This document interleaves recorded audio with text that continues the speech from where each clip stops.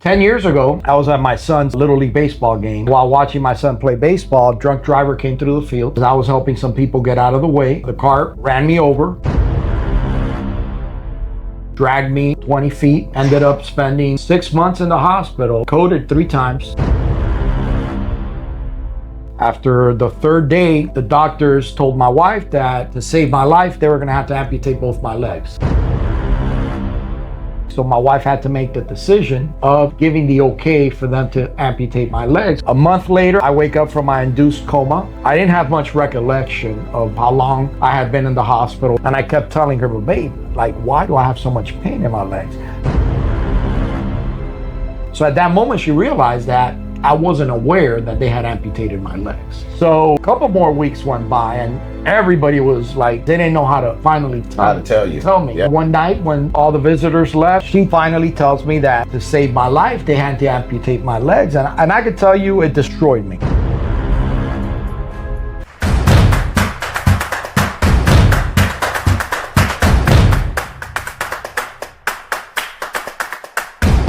Podcast twins, we're back in the twin cave. We got Javi here. I'm gonna let my big brother Vince do his thing and then he's gonna introduce him. So you already know how I start every show. I need to go ahead and thank y'all for watching and remind you, reach down and click that little subscribe button and make sure you hit the bell icon on YouTube so you can get all the updates on when we drop new episodes. Whenever one of us gets a bright idea and we say, hey, let's put something out, you will know immediately if you press the icon button. Thank you for Facebook, TikTok, Instagram, man, we everywhere. And you guys have been following us everywhere, so we thank you for that. Today, a little bit different. Today, I have the pleasure of bringing my other brother. See, I had a brother before I had him. See, we go back to January 6, 1992, when I transferred down to play baseball at Florida Memorial, now University. Back then, shout out to the Flomo crew, and wound up meeting my brother here. He was a catcher on that squad, and so we want to welcome my main man, my brother, and we're gonna find out so much more, brother Javier Perez. Thank you, guys. My man. Welcome in, baby. Welcome in. It's good having you, man. Indeed. My new brother. Absolutely. Good to have you. So, Javi, how you been, brother? Let's start there. I've been blessed, man. I'm great. And listen, it's been about a year and a half now that we don't see each other. Yeah, it's crazy. Driving up here from Miami, it's well worth it. Just we had a great meal, and now we're gonna have great conversation. Man. So to me, I'm in heaven today. No doubt. I mean, again, see, we went 4+ years where we literally lived together. We was roommates on campus. And 4 of us in a cramped little room, and nobody was crying and complaining. It was such a good time. We enjoyed every second of it. We played great baseball together back in the day. We carried the team record for a lot of years, almost 30 years before I think that team broke it. That's right, almost 30 years. You're absolutely we had correct. 33 wins, which was the school's highest win percentage at that time. So, and we carried that mantle for a long time. This was the guy, he was a catcher, but we're going to get into all that later. But right now, we brought him here because now, amongst everything else he's done in his life, this man has been a principal, and one of the most loved principals out there, because I still know several people that worked at the school. He didn't even know I knew at that point, but they all talked about him and everything and how the things he's done. But now, he's going to add author to his title of accomplishments. So that's what we're here to talk about today. So, JP, give us a little overview of the book and kind of tell us, of course, I know the story, but you tell us kind of how everything transpired and you becoming an author. I mean, I could honestly tell you, Vince, that if we would have been sitting down in Dual Hall, room 218, 30 years ago, and you would have told me you're going to write a book, I would have laughed and said, you've been drinking. Yeah, because I probably was drinking, and we was probably already laughing, but we would have really laughed. But we would have really laughed, absolutely. Yeah. But, obviously... So the book, I'll get into my story a little bit and why I wrote the book with my wife. So my girl. 10 years ago, I was at my son's Little League baseball game. And while watching my son play baseball, a drunk driver came through the field. Mm-hmm. And as I was helping some people get out of the way, the car ran me over, dragged me about 20 feet, ended up spending 6 months in the hospital, I coded 3 times the first night I got there. After the 3rd day, the doctors told my wife that to save my life, they were going to have to amputate both my legs. I was out, obviously, so my wife had to make the decision of giving the okay for them to amputate my legs, which to this day we talk about it, and she says it's probably the hardest decision she's had to make in her life, you know, brother. But thankfully she did, because it saved my life. Yeah. Right. Yeah. Absolutely. A month later, I wake up from my induced coma, and I realized, you know, everything that had taken place, the accident. They start telling me, because I didn't have much recollection of how long I had been in the hospital or anything like that. Right. So with her giving me the information, everything starts coming through, but I had a lot of pain in my legs, right? And I kept telling her, but babe, like, why do I have so much pain in my legs? So at that moment, she realized that I wasn't aware that they had amputated my legs. Oh, yeah. So a couple more weeks went by, and everybody was like petrified at this point, because they didn't know how to finally tell me, you know? Till one day, you know, my kids at the time were living with my sister-in-law, because my wife moved into the hospital. She moved in the hospital.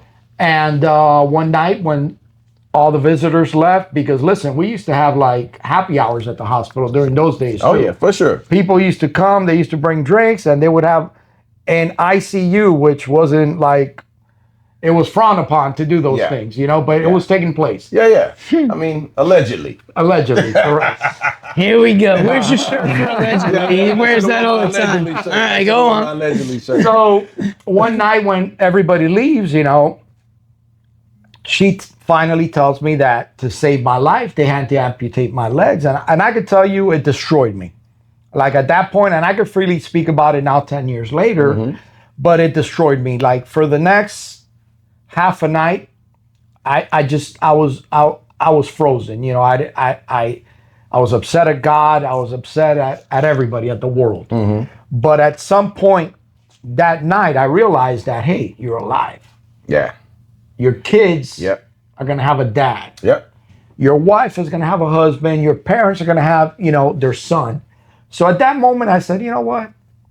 Can we curse? Oh, yeah, absolutely. At that moment, I said, fuck not having legs. Yeah. The important thing is that I'm here. Yeah. And I'm going to keep having a good time, doing my thing. So, you know, not to make a long story short, but from that moment on, you know, the progress that I made at the hospital, then moving on to a therapy center, learning how to walk with prosthetic legs, which is something they told me that I could never do. Right.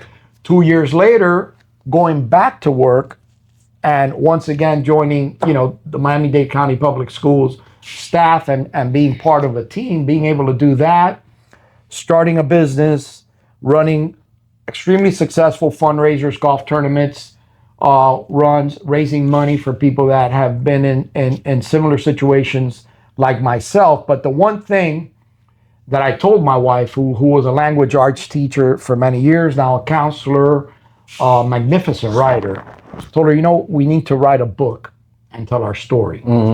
And not to make money, but while I was in the hospital, so many people brought me books of people that were experiencing similar situations that I was experiencing. And it brought my spirits up to see the amount of effort that the community took to help these people, and the work that they put now giving back to others that were in similar situations. So I said, that's part of my work now. My story is to be able to do those things. So my wife wasn't ready, but last year I said, well, for the 10-year anniversary next year, I definitely want to have the book. I think it's extremely important 10 years later.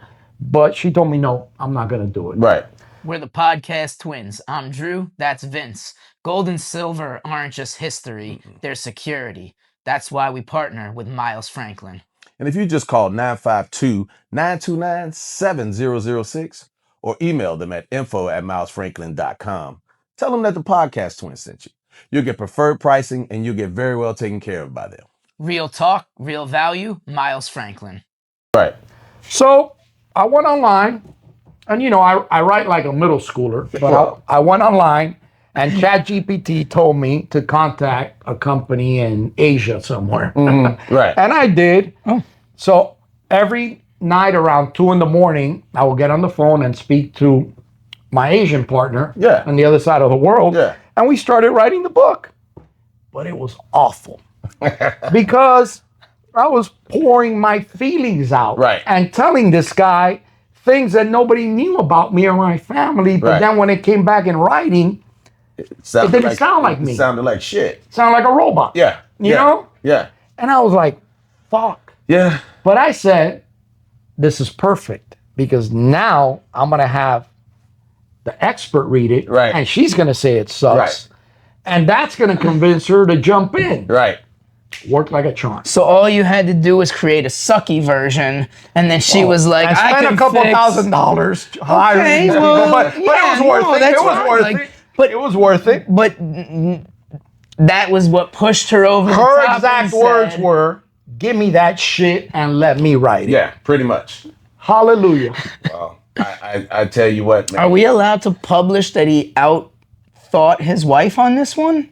Like, I know that. I mean, we may only have it happen like one time, and I'm not touching that one. She's much smarter than I am, but she didn't grow up in the streets. So you got the savvy. you got the savvy. We all said when we met his wife many moons ago, we said to her, "You're special."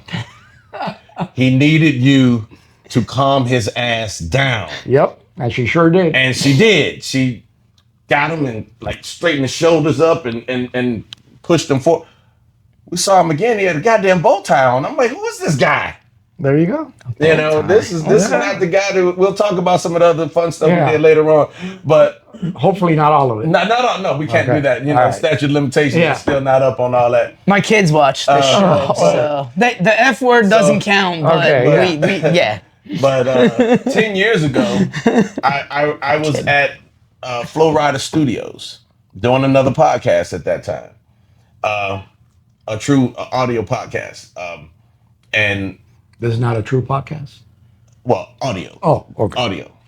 Yeah, no audio. Just there was no visuals. Vince almost cried a tear there. Like, wait a minute, hold on. That's not what all those 4,000 subscribers would say. But no, I was sitting at the studio and I walked outside right after we got done, almost to the moment, and I get a call from our other former teammate Eddie Diaz, and he informs me of what's happening, and I'm like, nah. He said, nah, man, I don't know the details yet, but it's not good. And I'm like, that's not gonna happen. That's not, it's Hobby. He's like, it's my tough catcher. He's my Iron Man. He's gonna be fine. He was like, nah, you don't get it. He's like in really bad shape. So I went home or whatever. I started calling other people, and they was like giving me whatever answers they had at that particular point in time. And so I had to go in and tighten up and call the wife, text the wife 2 days into it. Because I'm like, I'm not saying nothing for the first day or two. I got to give her a moment. And so when I did, she said, yeah, please just, come on down or whatever. Now, I lived, 2 hours away pretty much, in Palm Beach at that time, and where he was in the hospital.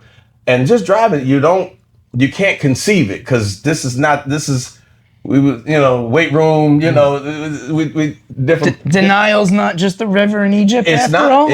It's real, because you can't grab the concept. And then when I get up there, this is right when they made the decision to amputate. So it's days into this. Day three. And so they had just literally made the decision as I'm getting into the hospital. And I go up there and she grabs me up there and I'm thinking we're going to gradually make this process. Now, she was like, he don't know.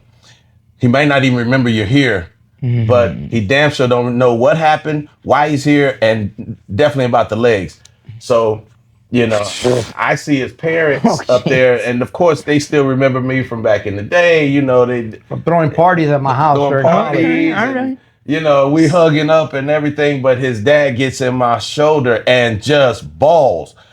What am I supposed to do with that? I'm like, I'm a mess. I'm looking through the window. I'm seeing my boy there. Now it's the first time I see him. Pops is crying. I'm like, this is no good. I'm a wreck. And I ain't even made it in the room yet. So she said, look, I need you to tighten up. I'm like, okay. So I put on my thespian, my actor, man, and I go out there and I go in there and start laughing and joking with him. He wakes up, we're talking, he's laughing. And, it was a good thing for me because I got to reach down in there and pull out that old dude. And we started laughing about things that we probably shouldn't have been laughing about. But that was the only way I could get his attention back then because they had him heavily sedated. But we laughed and joked for a while, let him go back to sleep, came back out. But from that point on, life was different. It was different because we had, 18 to 22-year-old experiences. Now we got grown man experiences. The following year he comes out, they told him we couldn't get legs. Boom, he's got legs. He wheels out to the mound at Marlins Park and throw out the first pitch. That was cool experience. Yeah, very cool. Very cool. Then the next year, or was it 2 years after that, when you walked out there and threw the pitch? The next year, he walked out to the mound and threw the first pitch. They started a Javier Perez Day at the end of those seasons at Marlins Park. What years were those in, roughly? 16, 17, 18. 2016, 17, 18. So, not that long ago. No, 10 years. So again, all of this transpired that fast. Yeah. Like you said, the 5K walk run quickly turned into a golf tournament. Because people's out there, man. We was like, look here, man. Look, we like getting out here. But can we do something like golf? Walking's a little overrated compared to golf. I get it. Okay. So the golf tournament started happening from there, man. And so at least every year we all of us knew we was going to get to see each other. Nice. Because prior to the accident, all we ever talked about was, man, we got to get together. That's it. We got to get together. We got to get together. We lost a teammate. We did. Then we kept saying we got to get together. So his charity tournaments or fundraisers tournaments became at least our annual reason for us to get together. So it was a very unique group of people. But this guy here has faced this thing head on. So when I get a call months ago or last year about writing a foreword or something for this book, and I'm like, y'all writing a book? I'm like, what else are you gonna do? What else is the man gonna do? He thought it was a children's book. Yeah, I'm like, what else are they gonna do here, man? So, but anyway, I feel like you should write a children's book. That could be your follow-up. So it was good, man. So I didn't do it right away. I didn't do it right away because I'm like, okay, we have to send you a reminder. When they sent the reminder, I got serious and I literally sat down because, again, it wasn't just a, I had to really go through and see how to make it open, sincere about my brother that I know a whole lot about, but I couldn't put book stuff in, but at the same time make it where it's heartfelt enough. You know what I'm saying? So it took me like 4 or 5 rewrites, and that's not me. Normally I can just spit it out like I'm on the stage and acting, but that took a little bit out of me. So I was very honored to be in that book, my brother. I appreciate it. And Cousin Chat didn't exist back then to help you wordsmith it at all. Well, no, Cousin Chat was around. This was just last year. Yeah, last year. Last year, man. But yeah, I didn't need that. I had way more. Just I had to figure out how to condense it. You had to edit. You had to edit all the stuff you couldn't say out of it. Yeah. Or even contain myself. Like the near-death experiences and the almost got arrested, allegedly, that could or could not have been possible. Statute of limitations still exists, my man. Yeah. So certain things we cannot speak on. In a couple of years, we could do a podcast about those. Yeah, in a couple more years. I wasn't even here that day. I have no idea what these guys are talking about. That year, we'll open that. Somebody's got to stay out of jail to bail them out. So I have no idea what these guys are talking about. But anyway, man. So how did it go once the wife got involved with putting this book together, and what were some of the challenges y'all ran into? Man, it started flowing really well just due to the fact that anything you do from the heart, it's like what you were just talking about, you writing about our relationship and our friendship, and what we wanted, we obviously have never written a book, but so we wanted to start the story to give a little background information on each one of us, but not too much, just kind of get to where we need to get to, which is when the accident happened.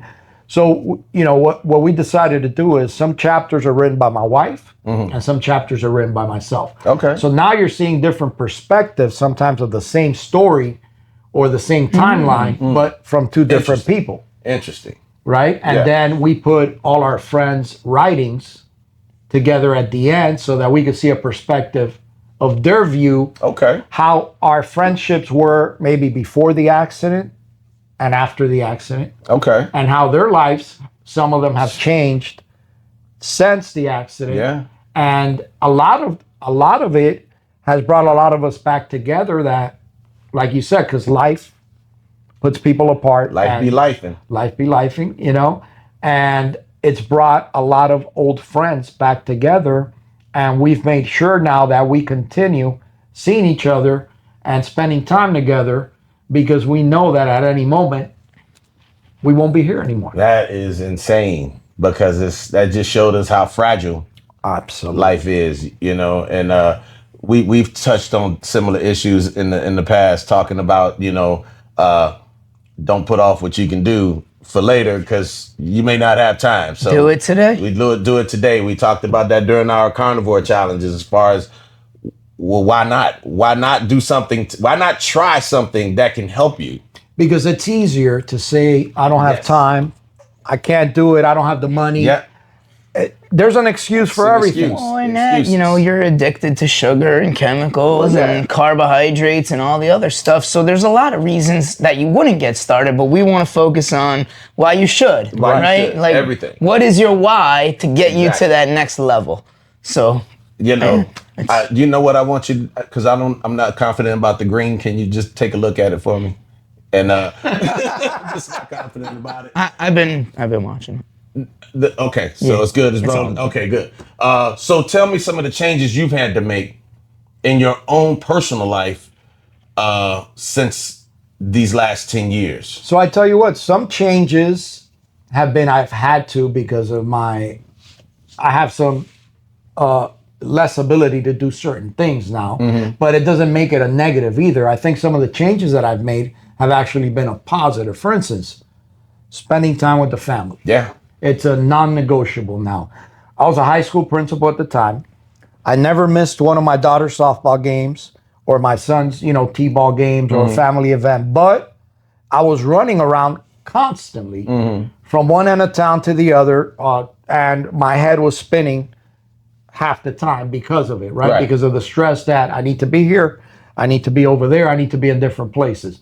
So when you go through something like this in life, you realize that, hey, nothing's more important than your family, the people around you, and your career is great, work is great, but you know what? It cannot be your number one priority. No, not at all. You have to be responsible, you have to do things correctly, but nothing like my kids, my wife, my parents, that I will never put aside again or make excuses not to do something. So that changed. That's huge. That changed my career path when I was in a young buck, but I was in my mid 40s, around 42, 43 at the time of the accident. And the school system was my passion. I started as a security monitor, went all the way up to a principal in one of the largest high schools, in the state of Florida. But it was my passion. It's what I love to do. But the amount of time that I spent doing it to be able to do it right and to be able to make the changes to be successful was extremely difficult, right?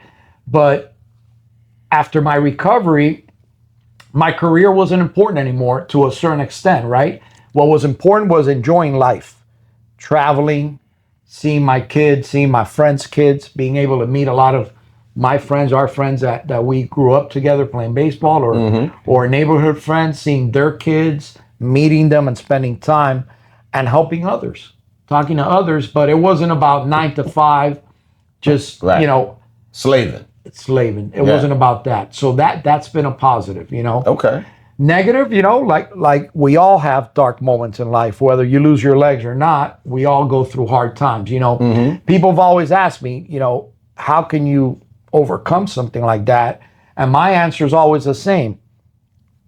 losing your legs, I mean, it has nothing to do with losing your legs. It has to do with your mindset, because you could have a headache, not know how to handle it, and it's going to put you in bed for 2 days. Yeah. Right? Yeah. You could, your girlfriend breaks up with you, or your boyfriend breaks up with somebody, and it might put you in bed for months, depression, psychologist, this, that, whatever the case might be.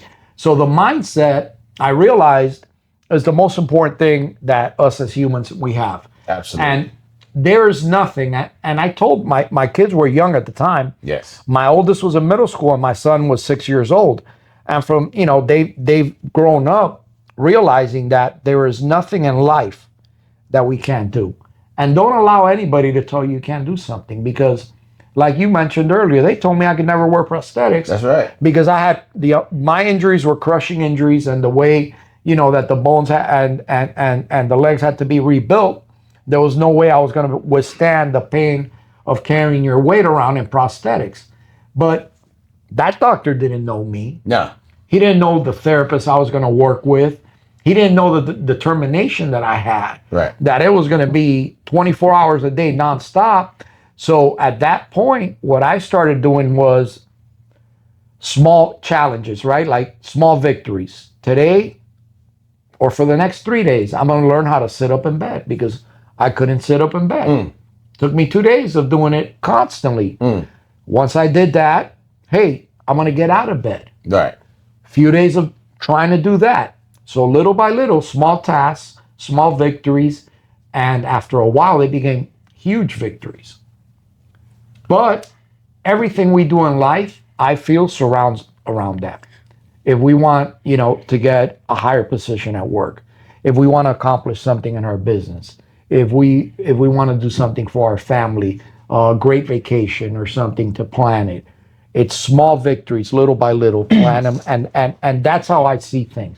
It's not about how big the accident was or what I had to go through. It's about, if you time things correctly and you plan them well, I think they're achievable. So what was driving you when you were going through those challenges? Because you said you got through it by small victories, but you had to have something driving you, because you don't get better and beat the doctors in this case. You're right. So what was it? So I tell you what, if you're alone, you don't survive. Nothing. You don't survive anything, right? Because the mind plays tricks on you. And it takes you into tough places, into those holes that you need to get out of. How do you get out of? By loved ones, right?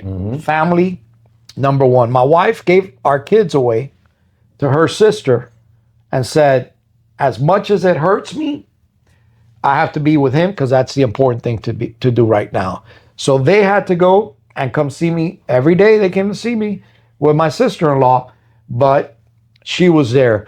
And whenever I thought about giving up or saying something stupid, she slapped me and told me, man up and get to it. Yeah. She's a gangster, bro. She's the real MVP. Yep. And I'm telling you, and for her to have withstand all of that, absolutely, and to not allow you to go too far down, because you got to have a dip, but you got to have a dip, and she was well. We have dips when we don't go up through those things. Exactly, exactly. So she knew that there was going to be dips, but not allowed you to live down there, and snatched your ass back up and brought you back up. Every time I would see her down there, it would just be a whole different, there were days where she would look exhausted. Then there was days when you could see, okay, she probably got a little sleep last night, but she stayed the course. So very much so the MVP. We love you. We always will. Absolutely. You was really a superstar during that challenge. But I also want to, because my man just glazed across the topic. He just made it sound like, I just happened to be out there, and no, that's not what really happened. Because see, it was more intense than that. Because when you started hearing the witnesses talk about the accident, that's why this guy stayed on Channel 7 News in Miami like every month, every 3 months. They followed his entire recovery, not just because he just happened to be there and get run over and drugged. No, because the amount of people that he saved in that process. See how he just glazed across that like it didn't happen. He just kind of like just rolled over. No, like he kind of just like passed by the hero factor. Just like, oh, I don't want to be. I'm gonna be humble about the whole. I saved a bunch of people. So, no big deal. All of the eyewitnesses was like, no, y'all don't get it. Without him doing what he did, so many people would have been hurt. Not could have been, would have been. So he basically sacrificed himself, not on purpose, of course. You know, what like he was at Armageddon, then the one, right. I'm going to stay back and blow up the damn bomb. It wasn't that, but I wouldn't do that. You wouldn't do that. I'm not doing that one. You're not doing that one. But the fact that he was the one that went into action and moved these people out of the way. But here's the thing, Vince, and I think any one of us gets put in a situation like that, reaction takes over, right? And that's how we're going to react. I'm going to say it takes a special type of person to react. I think that a lot of that comes from us being competitive, being absolutely competitive, having a sports background, having that reactionary mentality of being aggressive. Absolutely. I'm gonna jump in and tell you you're wrong on that one. Okay. Because I worked retail banking for 3 years when I was a very young man, right out of college, 23, 24, 25, 26. And I met a lot of people. And I met a lot of people that definitely would not lift a finger or even get in the way to help anybody else. Yeah, they would have ran. So but that's not what builds character. These people are there, and that's. I'm not saying I want to hang around with those people. I'm saying I met them because I was working for a bank at the time. That's it. So I met all kinds of people. Right? I met all kinds of people. I get it, and I believe you, bro, because I've been around some sorry individuals, but at the same time, I understand where he's coming from in that regard, because I'm much the same when it comes to that kind of thing, where, I mean, that's what I do for a living, right? Yep. I mean, you're in harm's way as your profession, yes. As a profession. Sure. So it becomes, and even my earlier profession of being a lifeguard, it's pretty much the same thing. Yep. You're in a dangerous situation. People with no background in personal defense or situational awareness or those type of, I taught personal defense with firearms for 3 years professionally, full time, and I still do it now. So I have that mentality because it was, I trained with Army Rangers and Navy SEALs and Marine Corps drill instructors and everybody with letters next to their name. I want to be part of that. Yeah, absolutely, man. Well, Vince and I are going to go to the gun range, and now you're invited because we're brothers now. So there we go. But good time. Unless you learn that mentality from somebody, it's not like it's inherent in everybody. Unfortunately, it would be nice if it was. But sports, I think, teaches you that growing up, right? Yeah. And I think we go back to the guys that we grew up with, right, and played sports with, and I dare to say that any one of them would have reacted the same way. At least because overwhelming majority. Yeah, at least the ones we hung out with the most, right? Our group, our friends, right? Yeah. And then the thing is too that a lot of people, lately I've been sharing the story a little bit more when it comes to this part that I'm going to say, but a lot of people for many years didn't know that.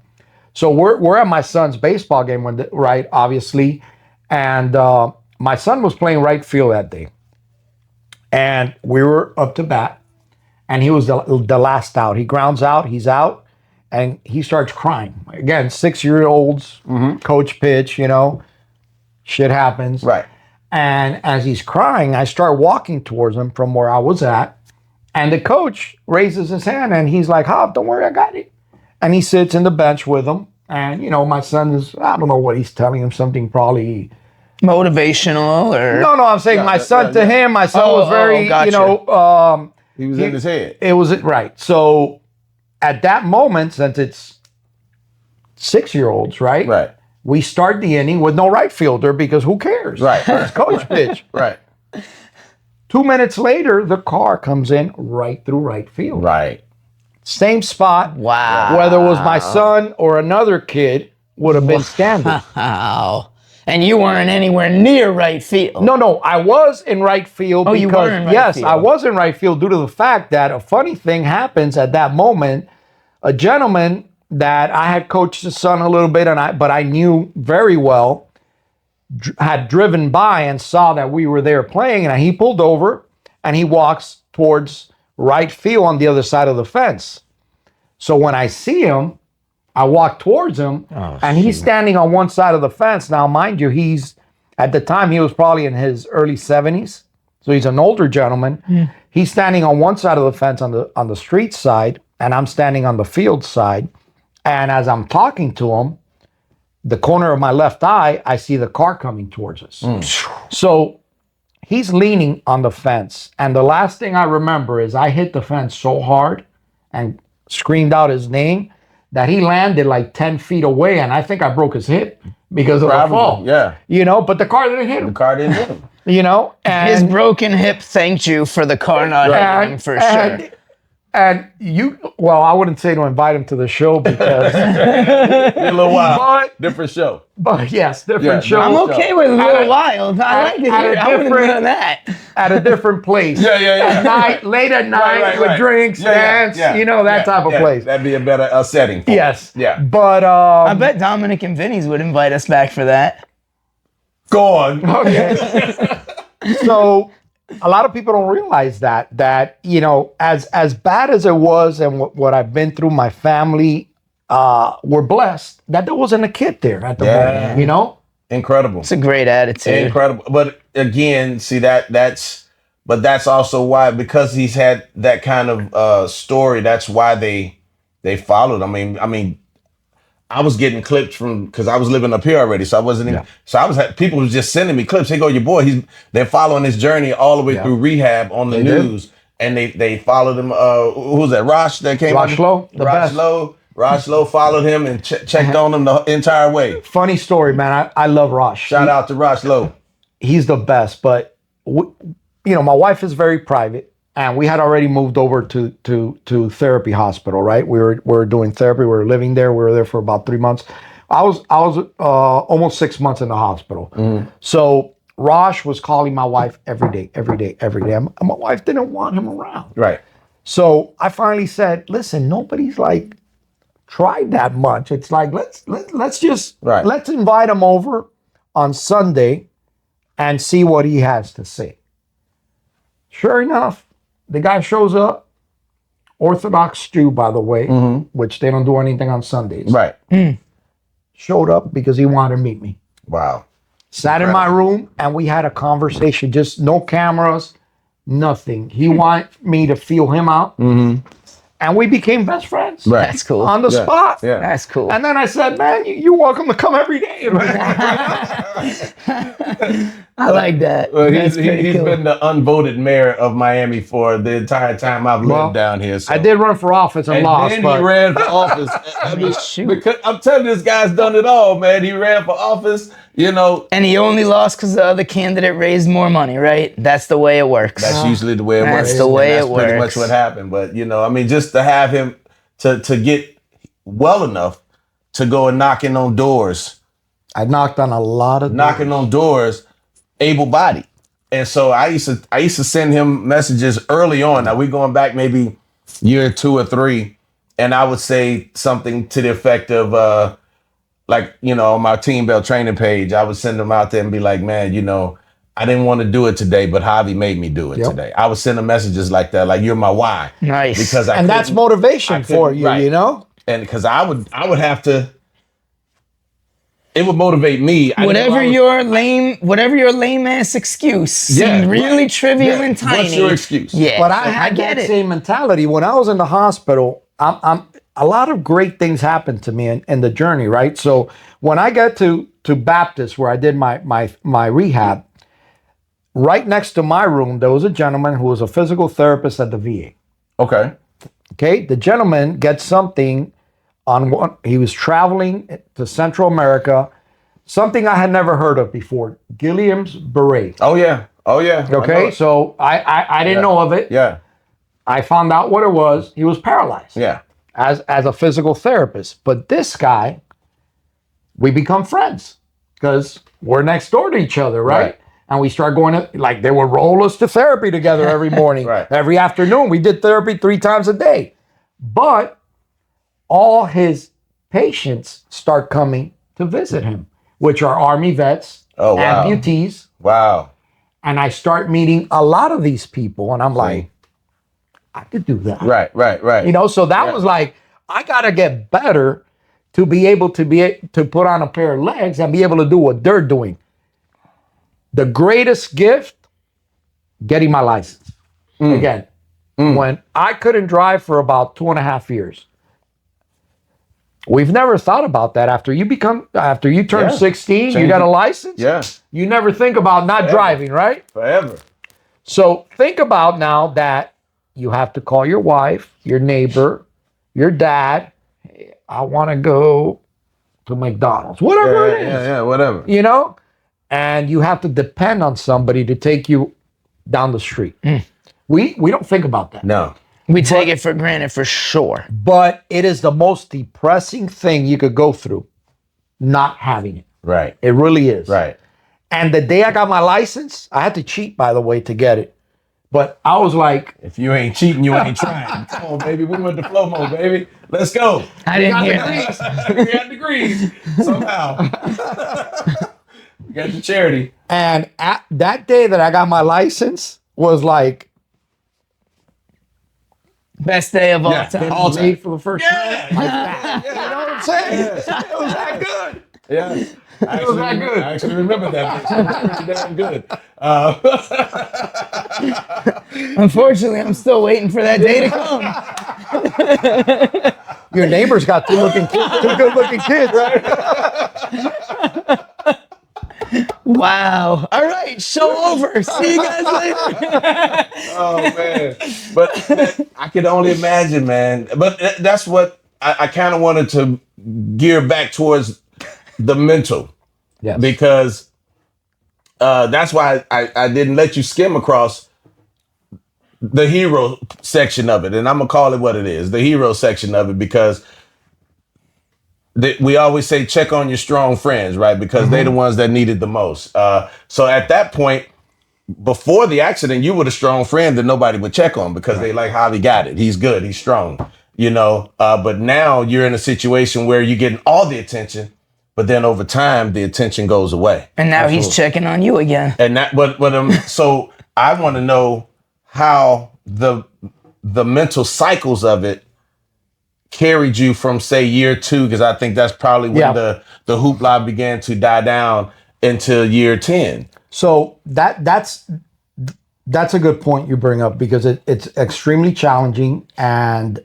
very tough, right? Because now, for instance, year 2.5, right around there, I go back to work, right? And by the way, I also was able to recover as well as I did, because now, if you go through the type of accident, you know, that I went through, who has a job after 2.5 years of not working? Yeah. Nobody. The same job. Or any job, or who pays your bills? Yeah. Amazing. You're right. Something you don't even think about. You don't think about those things, right? No. So there was a rule in the school system that at the time, if you get sick, you could donate money to, you could donate sick days, hours, to your spouse. Right. When my accident happened, the union got together with the superintendent and the board members, and they changed the rule to now you could donate, anybody could donate days to Javi. Yeah. That was awesome. They donated 4 years of time. 4 years. 4 years. The Dade County School Board. The people. All of the people. Teachers. Teachers. The principals, administrators, and security monitors. We got in on it. Well, just people that worked in the school system. That was because just them. their sick days, they donated to me. Got it. Okay. So you had 4 years to get better. So after year 2.5, I feel bad, because I'm like, shit, I feel pretty good. Right. And I got all these days that some people that made hardly any money. Right. Gave their days. Right. Obviously, you know, it doesn't transfer the money. It just transfers the day, right? But these people, like, how can I sit at home now, go to the gym and therapy every day, and be taking these people's days? Right. So I said, I got to get back to work. So I have a meeting with the superintendent and tell him, I want to go back to work. So they said, perfect, you'll be a principal tomorrow. I said, whoa. Pump the brakes. Pump the brakes. You know, I didn't say anything about tomorrow. right. Is there a little office, Right, you guys can think about, or that little unused room over there. Exactly. Yeah. And it's not because I didn't want to be a principal. It's because I felt that the way I carried myself and the way I ran my school and the support system I had around me and the way we did things, I couldn't do it in my new form, right? The new Javi was not going to be able to perform 5:30 in the morning till 8 o'clock at night some days, chasing kids, going to neighborhoods in a golf cart, opening the parking lot in the morning, waving teachers in, talking to parents, visiting homes, a little bit of everything. Whatever came your way, you have to do as a school principal. And I didn't feel I was going to be at my best. So that chapter in my life had finished. Now I had to start a new chapter. Right? Because at least that's the way I felt. Right. I have to start a new chapter and look for a new challenge. So they said, well, what do you like? I said, well, I love education. I love athletics. Well, we could put you in the athletic department, the department in Dade County Public Schools that runs all of athletics. So I get there in December, and then in February, we go on COVID. So, things really changed in the school system. People went home. Well, in the world, actually. The school system was like... Right. Microcosm. Yeah. So that was another challenge now, right? Well, yeah. Keep going. You're good. Do it. It's That's okay. another- We're allowed to talk about the scamdemic as much as you want. Okay, because I felt the same way, right? We already had a healthcare manufacturer in here, Debbie Farris, explain all of it to us. You can go right ahead. So, you can say anything you want. I was very upset at what was going on. And then, vaccinations, this, that. So there was a lot of things going on. So I upset some people, right? But at the same time, I had to stand my ground and do what I needed to do. Right. Then I go back to work, COVID's over, we go back. But now it's like we're in an office where I didn't feel I was reaching my full potential. Okay. Because, we put them there, but we don't want them to do anything. And that's not what I wanted to do. I wanted to be there to make a difference. I don't want to go steal your money. Right. I want to, if you're going to put me in athletics, let's make it I don't want to be the boss, but with my boss, who's the best, we want to make it the best it could be. But there's always people above you that don't have the kid's best interest at heart. Right. Oh, yeah. And to them, it's a necessary evil, athletics, right? And they don't realize that it's the number one dropout prevention program that exists in the world. And it turns CEOs, firefighters, presidents, everybody that's successful in life has had a part in athletics. True. Because it builds character, responsibility. It teaches you how to deal with people from different backgrounds that we met, right? Growing up, playing sports. And the day you go to work, you're going to work with people with different backgrounds, and you're used to it because you grew up playing sports. So that has been my frustration, and some of it has been great. But so those have been part of my frustration since I came back. So during that time is when I decided to kind of reinvent myself and run for office, write the book. Blew my mind. Go ahead. Open a health center. And do different things. And all of these decisions was in like a year's time. Yes. Yeah, man. Because I had too much time in my hands. My mind was blown. Man. I'm like, okay, I get a clinic. Okay, cool. They open up a little health. He running for what? But you know what? To his credit, and when he wrote to me, he mentioned it, and I had forgotten, but then I remember that it was true. Coach Smith, who was our college baseball coach, would always tell me, Javi, you're going to run for office one day. Because he was the mayor then. Look, if you run for president, I'll vote for you for president of the United States. Man, I could throw a rock and hit people better than the people. President of Cuba. Good. Be president of Cuba then. Let's see. Think about how much money we could steal there. He'd be a great president. He's already stealing shit. Oh, crap. Man. Well, This will be our last show. It's fine. Yeah, It's cool. you don't even We'll go out know. with a bang. Let's go. We go out with a bang and really tell some real stories. But look at, man, I want you to tell the people where they can get this book. Well, before you do, I have to buy at least 2. One to read, and then I have a good friend, Scott, who actually just had his foot amputated. Really? Now, he's got the best attitude of anybody I know, but after just talking to you, it's, Vince said, check on your strong friends. Check on your strong friends. Scott's a strong friend, and I'm going to call him today. There you go. You got to do it. I learned something, is you got to check on your strong friends. Because